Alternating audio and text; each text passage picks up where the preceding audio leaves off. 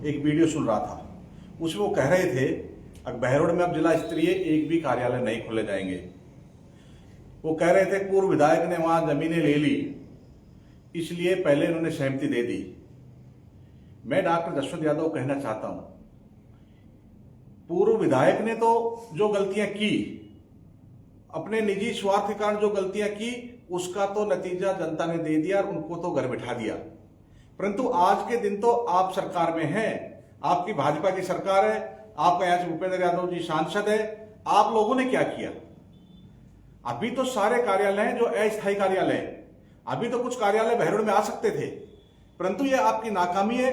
आप सरकार के समक्ष अपनी बात नहीं रख पाए।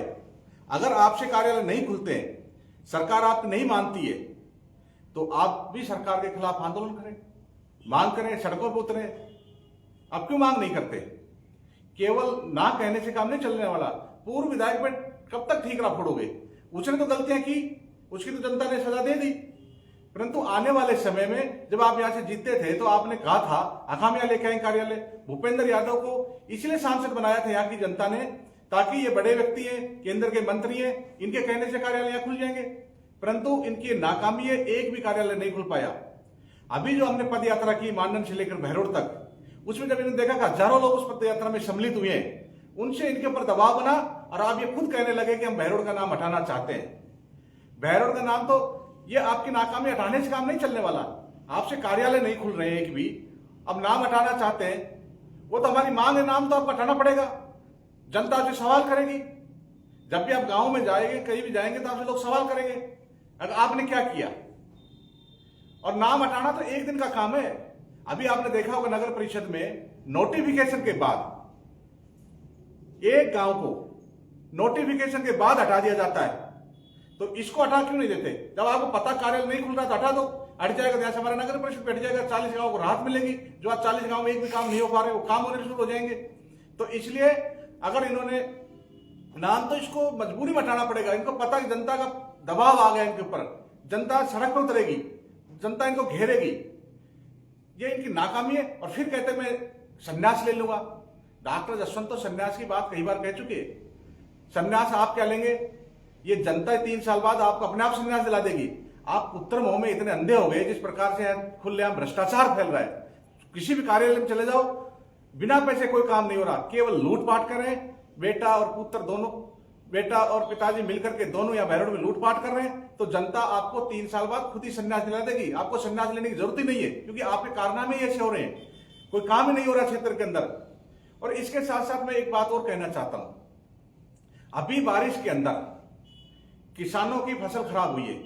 बाजरे की फसल पक्के तैयार थी, कपास की फसल तैयार थी, इसमें भारी नुकसान हुआ है। हम लोग भी एसडीएम से मिलेंगे, जल्दी से जल्दी पटवारियों को गिरदावरी के लिए कहा जाए और जो उनका नुकसान हुआ है उनको हम मुआवजे की मांग करते हैं। कुछ गांव में हमारे गाजर भी बोते हैं, गाजर लगाई जा रही थी तो गाजर भी ज्यादा बारिश होने की वजह से बह गए।